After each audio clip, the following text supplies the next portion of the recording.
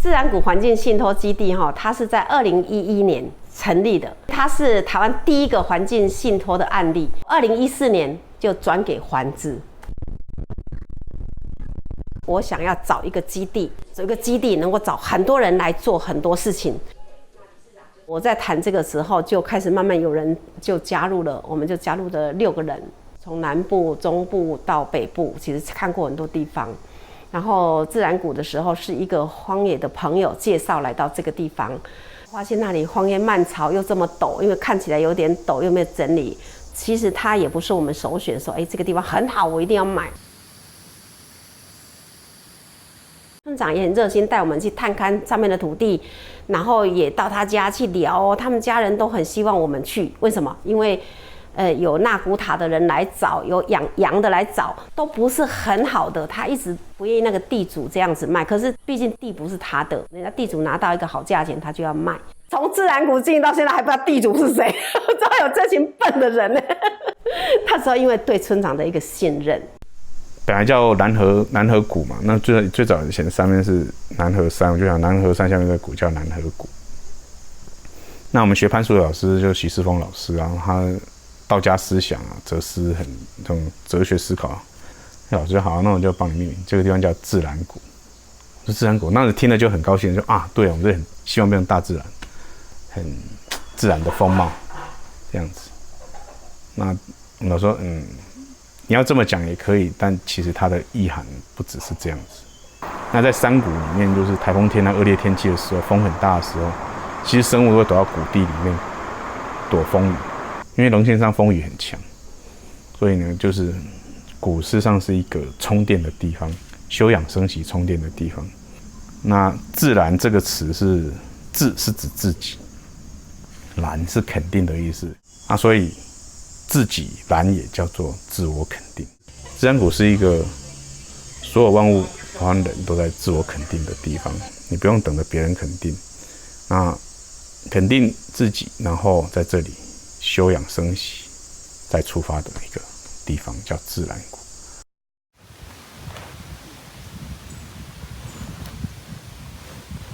其实还没有买地的前几个月，就是这里的桐花季在芒果树那边办攀树活动。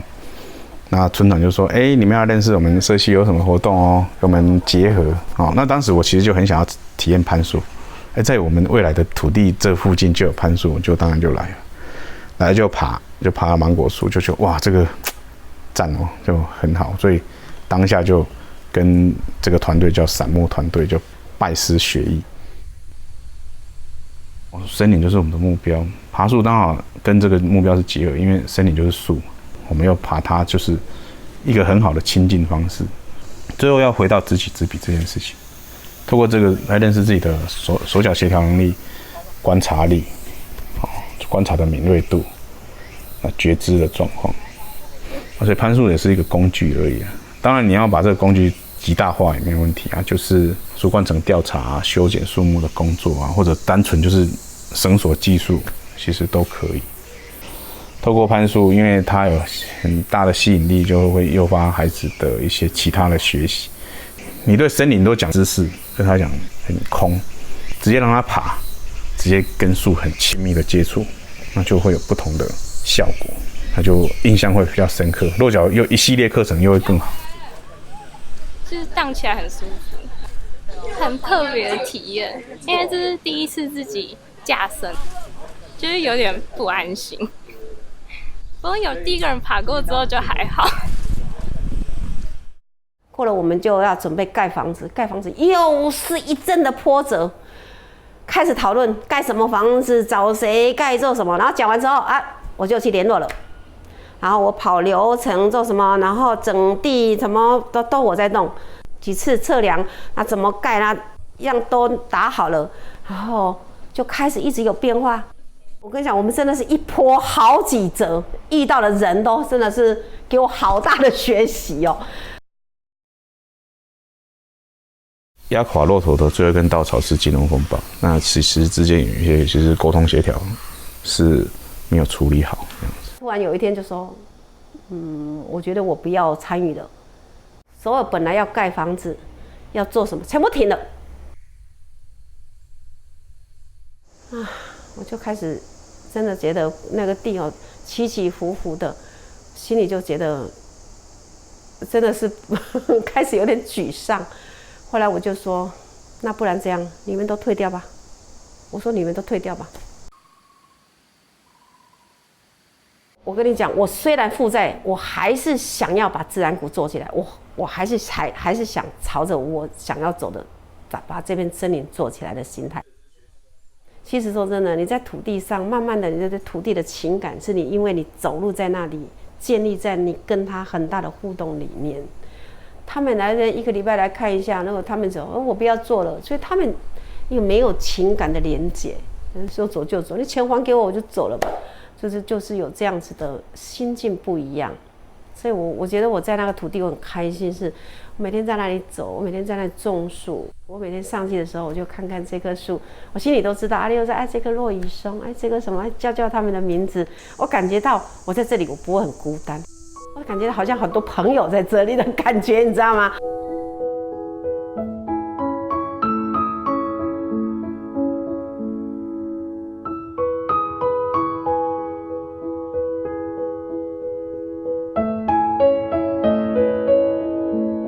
张光老师就在他补习班讲说：“我相信他们会做。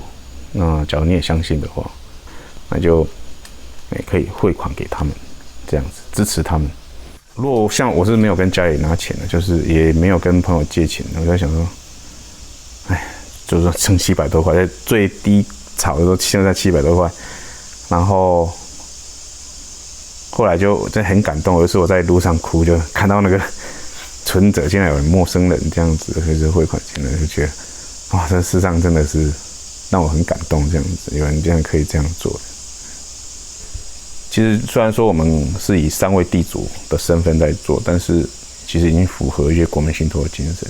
它是一个信任，就我这个才觉得这个是真正的信任，因为他并没有信托，他就在做这个，很多人就愿意相信我，来支持这件事情。支持这个人呢，至少超过50位。他们只是可能不会像我们花那么多钱，但是他在最困境的时候补足这个缺口是很重要。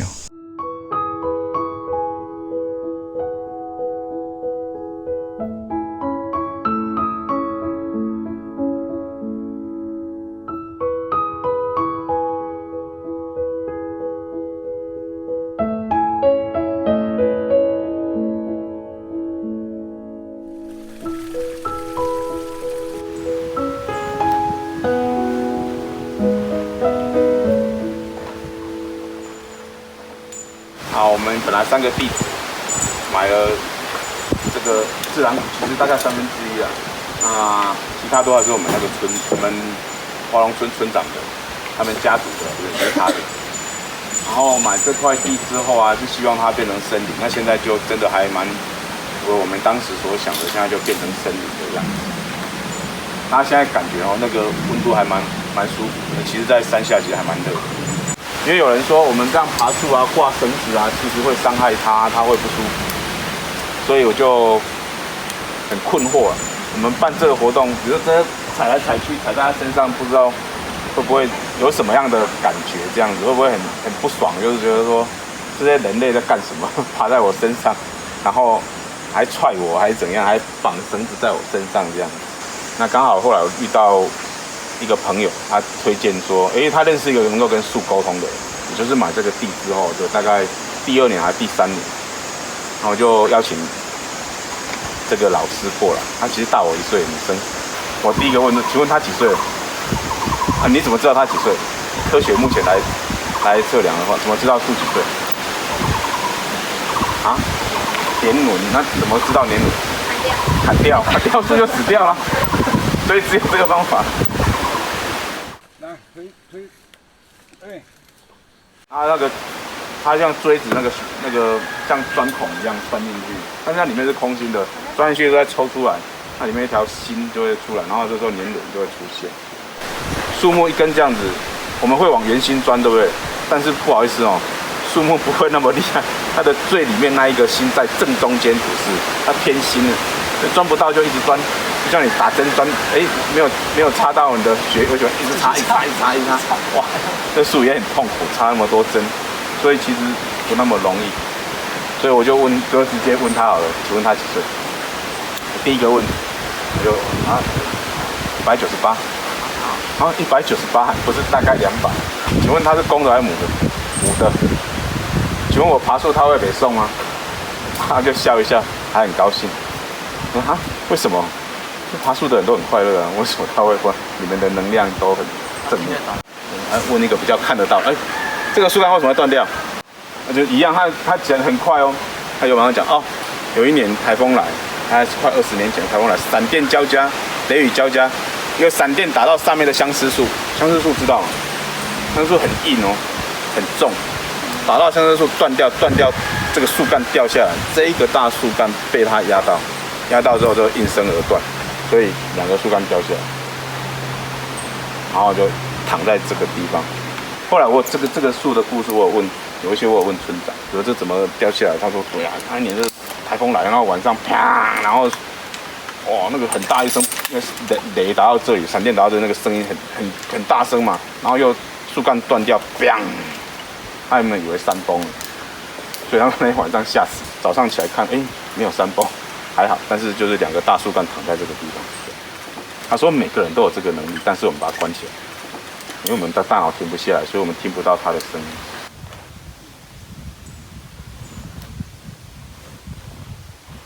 2006年第一次来到这个地方，那2007年就买了这块地。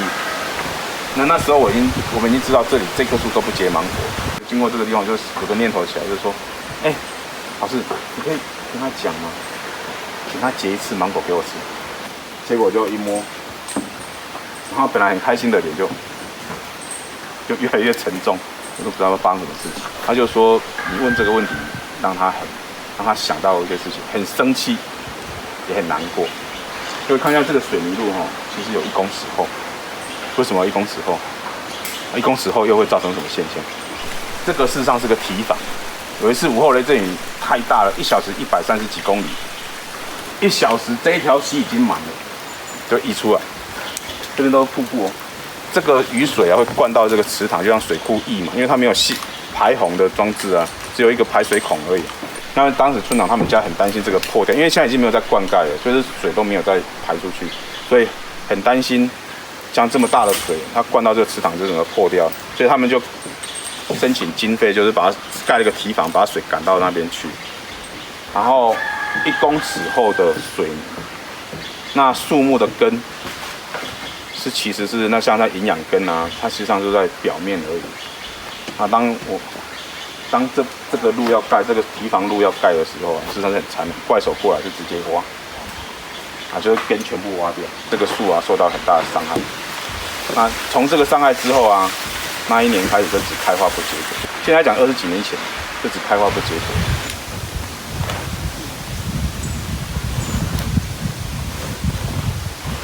我们每次就是在攀树前会跟他讲话然后爬完会谢树就为树祈福，然后最后谢树。这个对我来讲是非常非常重要的事情，因为我自己感受到他原来树是可以沟通的。那我们对他的祝福，他完全都接收到。他说我们的能量会进来，然后很多人去我们抱大树吸取能量，不要做这种事情。你不知道你吸收到谁，但是你只要祝福他。其实若你对能量感应很强的人，我们是右手摸着它，是能量会进去，就是祝福它，瞬间它会给你一个能量回来。我们对所有的树都会做这些动作。你在爬树之前会跟他聊聊天，然后祝福他，最后你再谢谢他，祝福他，那他也祝福你，瞬间这个能量交流，看不到，只能用很深的感受去体会。试试看，我不晓得效果怎么样。还有一个方法就是环境信托可以把土地保留下来。只要有一个团体管理，大家就不会说为了这个增产的问题。我说未来搞不好走到一个城市，或者光是增产这个问题我跟你讲又四不飒飒了。叫国民信托，另外的事情叫国民。为什么叫国民？因为国民自己处理好这些事情，有问题就上法院这样子而已，不用是什么主管政府机关来看。一个是信托是信任，所以国民之间的信任，国民之间的事情，这个要抓住，光那个精神就是这样子。这个在讲国民人民是有能力的，不要一直在依赖政府。我们正想要谈的时候，那个时候是环资的专职你看正想要谈的时候，慈医师刚好介入。陈医师说，那你那边先等一下。而且那个我们在开理监事会议的，他们也谈到信托，说未来可能荒野的也想要走信托，那不然的话就是我来去帮你问一下荒野。那因为对我们跟荒野有情分嘛，因为我们是从荒野解说员出来，所以就说好啊好啊，那你去问看看。所以池医师就是去找荒野，促成了这件事情。金宝那时候兼秘书长，金宝找我先专职先启动。那时候我们办了很多的活动，结果你知道吗？我们地主把土地给你，你要叫我们自己经营。那金宝来拜托我，我说那很奇怪呢，那我又当你的专职，又要给你管。然后你知道，那后来找他们的那个理监事过来啊，常务理事过来啊，然后再了解这块土地在干嘛，然后就叫解封去报告。我就跟金宝说，对还是不对啊？我把土地信托，照理来讲，市民你荒野接了这个活动要做什么，是你们要来讲的嘛？你叫解封报告，叫解封讲。解封讲的时候，由你们来讲他，来说他。我说这到底是角色的定位，是我们要来监督你到底要怎么做环境信托，变成我们是被你管的人，还要被你骂。所以然后你们又没有站在我们这边，就觉得我们好像在利用你荒野的资源在做什么事情。我说我叫你替我们还钱没有？我说原来我们在这里办活动，我们其实有散木老师他们支持我们，其实活动还蛮多的。你知道我们信托之后，反而没有活动，反而很多事情都在支持的荒野在做事。这是一个基金，这个基金底下是要有一个组织架构来做这类事情。结果现在纳入在他们就要甚至纳入在分位的定点组。如果纳入定点组，我不需要去信托，我直接给你当定点组，我都很愿意。你这里来帮我调查，不是更好？我为什么纳入定点组？你把信托做那么小，我那时候真的非常的沮丧。当时这么大的理想，弄到最后，好像我们是罪人一样。所以也都代表说，当时本身荒野内部在对经营自然股这个事情有状况。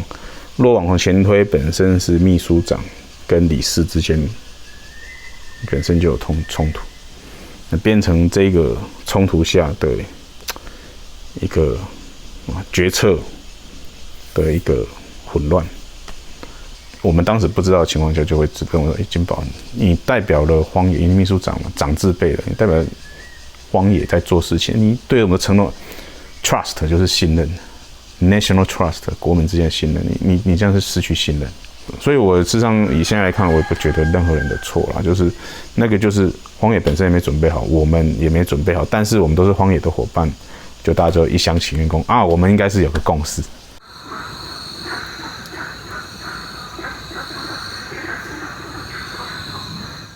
所以荒野后来离开之后，环资才开始进来谈。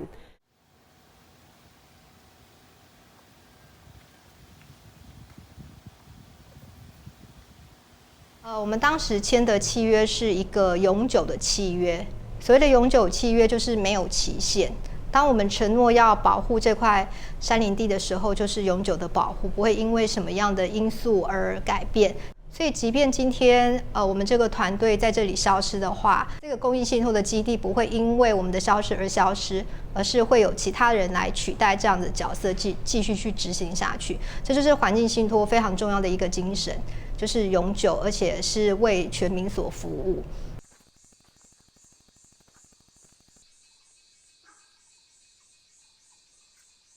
比如说你捐钱或者是捐地给一个基金会，成为他的资产以后，他是可以去做变卖或重新处分的。可是如果你是用信托的话，它直接在土地的权利上面就是会被设定，只是作为信托主旨上的使用，你不能再把它因为缺钱就把它卖掉。那我们现在最主要的工作，当然就是持续让我们这个土地是不受到破坏的。那另外，我们也请了专业的团队做了全区的资源的调查。所以我们在里面除了说我们植物有300多种很多之外，其实我们也发现了130多种的动物。那其中包含山羌啊、穿山甲啊，还有像八色鸟这些比较特有的生物也都有。也是让大家去了解说，其实就在我们家的附近，只要你好好保护它，其实对很多生物来讲都是一个重要的栖息地。我们常说那有点像难民营啦，就是旁边的开发很严重了，至少动物有一个地方，它来到这里可以暂时得到喘息，然后我们可以把周围的环境再变得更好以后，它们可以扩散出去。很多人都说，这不是应该是政府做的事情吗？政府应该做保护区，这有什么动物就应该是政府去保护。可是大家必须去想象，政府是公有的一个资源，通常他们在决定要不要保护一个动物的话，已经到那个动物已经快要灭绝的时候，政府的公权力才会出来做这样的事。所以我们在倡议环境信托，就是一个民间生态保护区的概念。只要你觉得这块土地对你来说是有意义的，你都可以自行的发起，可以共同的一起去做保护，不用等待政府的介入就可以做了。一小块一小块地连接在一起，就是一大片的土地了。手机写386、387、388，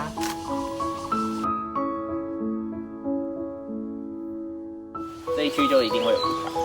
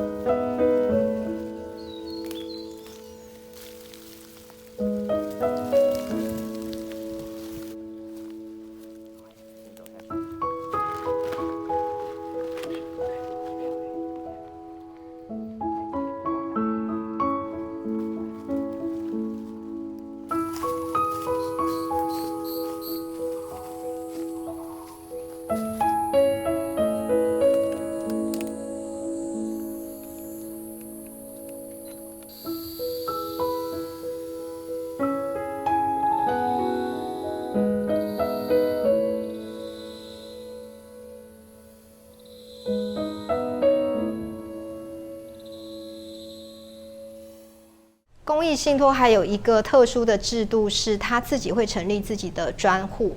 在我们协会里面本身是不用课税，可是我们钱进到这个公益信托的时候，反而要被政府再抽这一笔税。可是本身它就是在执行公益的行为。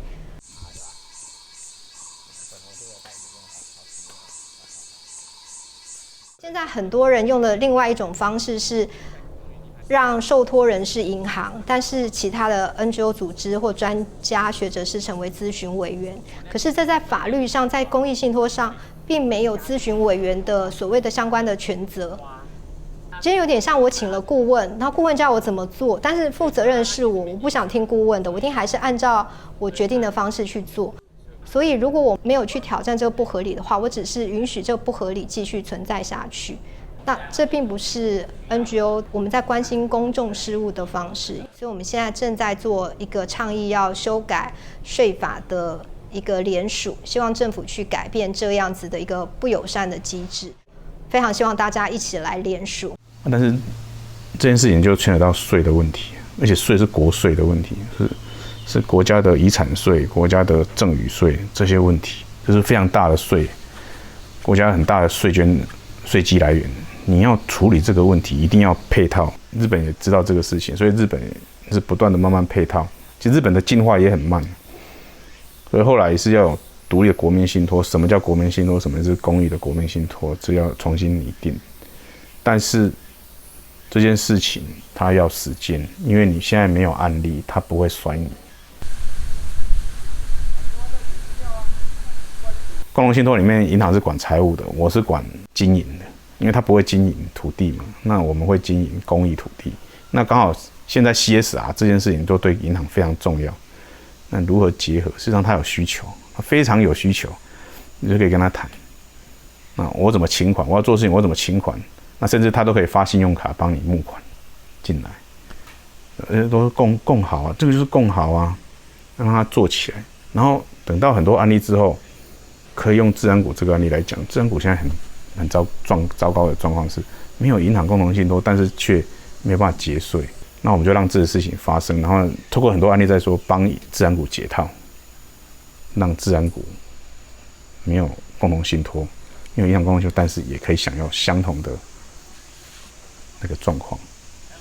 要很务实的看，那现在土地破坏现在比较严重，那银行又不是开发单位，你找一个你觉得还像玉山银行或者他真的很认真在做事情的，你可以跟他好好跟他谈嘛，你可以增加你的那个企业的CSR 社会责任嘛。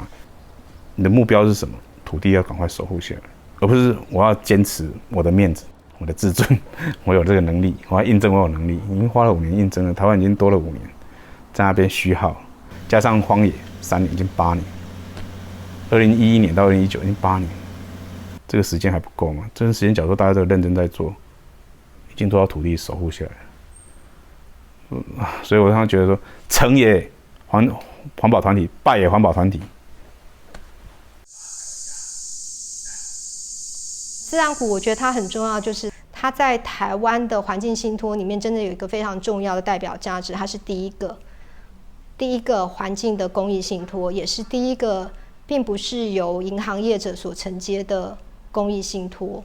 然后它虽然面积小，但是它所具备的这个历史还有它的价值意义是非常高的。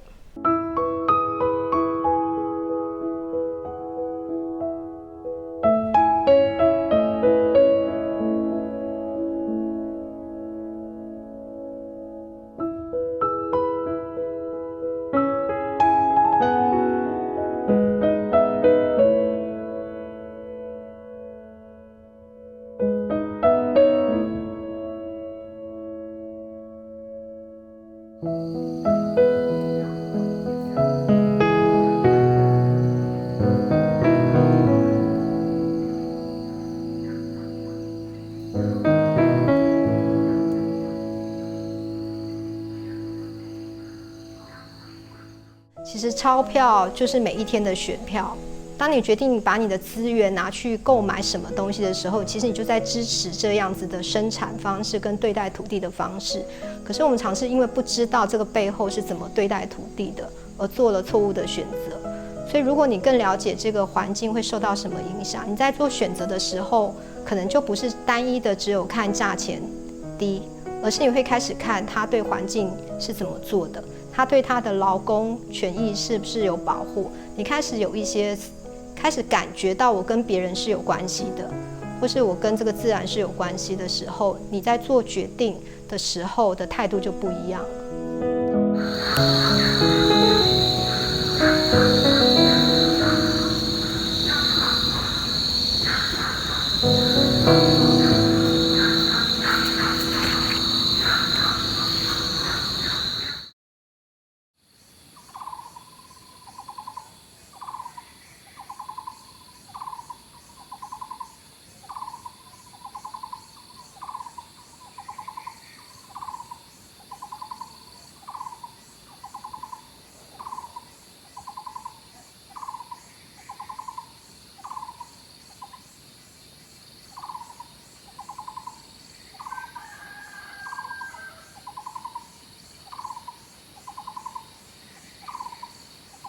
当时发生，我这些事情，其实我还是跟你说，我在自然谷这边，其实我就是去那边做志工的一个伙伴。只是想了解，只是想知道说你对这件事情知道吗？你对这件事情非常的关心。对啊。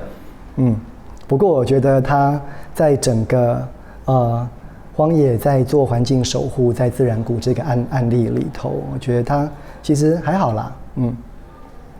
还有是指什么？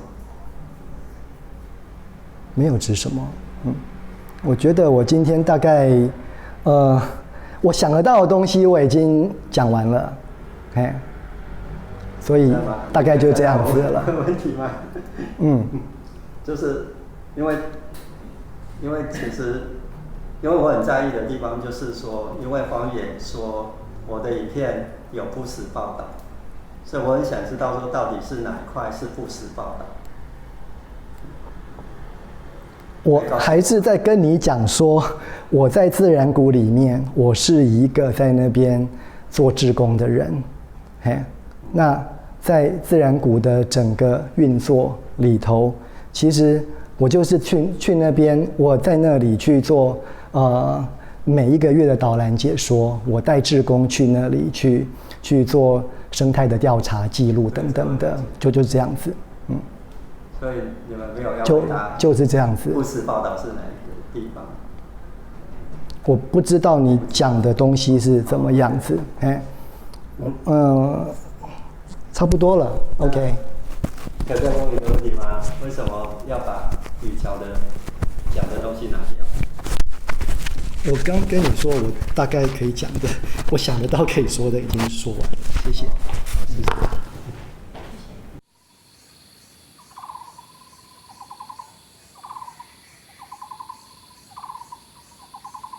什么意思？如果按照你拍纪录片的情形，我应该是被访问，对不对？只会访问到自然谷的方野所做的任何事情，对，我不用去回应雨桥对我的评论，对，没错，对，因为做纪录片的时候，我并没有先看，并不会去看到雨桥的。可是如果站出来，你看到雨桥的话，那你会不会又觉得，那你这个不好？我不会在意，因为那是他的说法。对，我做我自己，所以我才说你自己必须要先做足功课。对，如果现在问题就是你没有做足功课，当别人把假的说成真的的时候，你并没有怀疑。所以我们现在就想要去做一个，对吧？就是别人把假的说成真的，你没有怀疑，然后什么叫假的说成真的？你也没有把所有的功课做足。你现在如果觉得好像加进去影响你原先的设计或什么，那我们可以不用，可是我可以针对里面的内容，我直接由法律来解决。因为我原先就有跟建彤讲说，如果里面是不实的报道，那哪边是不实？对啊，我自己也不知道哪边不实的。不用啊，因为我们看影片，我的法律师他会处理。对，这个律师他会处理，因为我们只要把我们的资料给他，律师会针对里面的事情来处理。所以有些时候纪录片的一个效应就是，它会引发很多的不同的观点讨论，我们觉得这是好的。对啊。今天这样子讨论，所以就算你是针对影片去回复，也是没问题的。我不用，我只是觉得说，我现在反正就是这样了。如果要录，你就影片处理好，我们看过，放上去就好。就这样。